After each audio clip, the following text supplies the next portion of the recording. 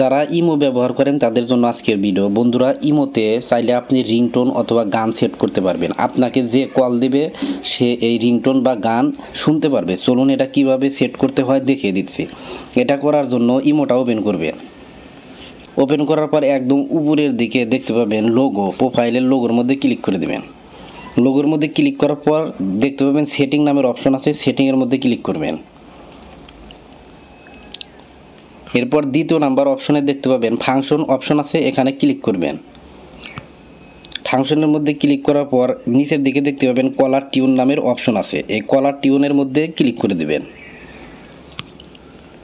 এরপর আপনি এখান থেকে টপ 50টি গান দেখতে পারবেন। এরপর ট্রেন্ডিংয়ে গেলে বর্তমানে যে ট্রেন্ডিংয়ে আছে গানগুলো ওইগুলো দেখতে পারবেন। তারপর ইসলামিক গানগুলো এখানে দেখতে পাবেন।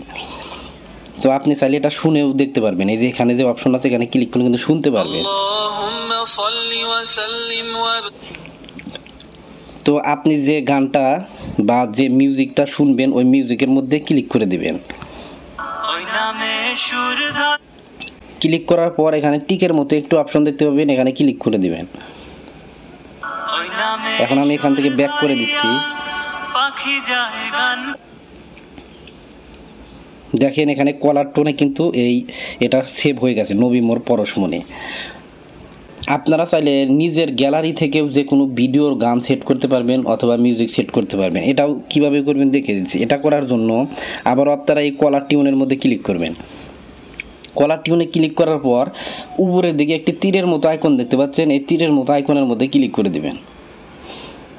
এরপর আপনারা দেখতে পাবেন ইম্পোর্ট ফ্রম ভিডিও, এখানে ক্লিক করে দিবেন।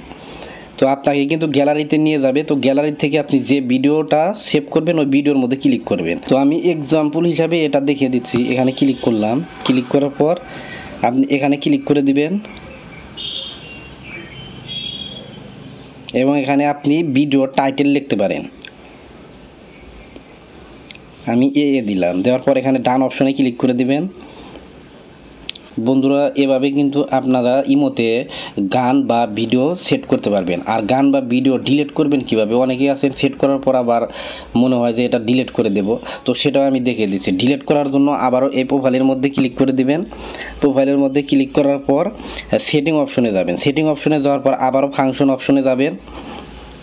ফাংশনে যাওয়ার পর নিচের দিকে দেখতে পাবেন কলার টিউন, তো এখানে ক্লিক করে দেবেন। ক্লিক করার পর এটা আমি ডিলিট করব। ডিলিট করার জন্য এই নবী মোর পরশমণির পাশে দেখবেন ডিলিট বক্সের মতো একটা আইকন আছে, এই ডিলিট বক্সের মধ্যে ক্লিক করে দিবেন। ক্লিক করার পর আবার ডিলিট অপশনে ক্লিক করে দিবেন। তো সাথে সাথে ডিলিট হয়ে যাবে। দেখেন আমি এখান থেকে ব্যাক করে দিচ্ছি।